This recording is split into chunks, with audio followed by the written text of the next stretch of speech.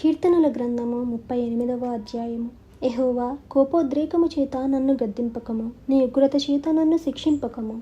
నీ బాణములు నాలో గట్టిగా నాటియున్నవి, నీ చెయ్యి నా మీద భారముగా నున్నది. నీ కోపాగ్ని వలన ఆరోగ్యము నా శరీరమును విడిచిపోయెను.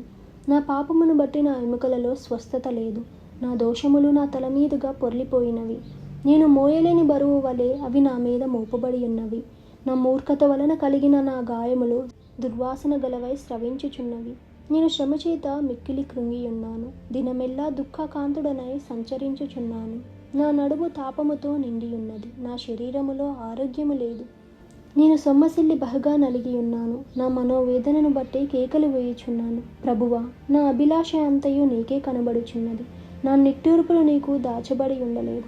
నా గుండె కొట్టుకొనుచున్నది. నా బలము నన్ను విడిచిపోయెను. నా కనుదృష్టియు తప్పిపోయెను. చెవిటివాడనైనట్టు నేను వినకయున్నాను. మూగవాడనైనట్టు నోరు తెరుచుట మానితిని.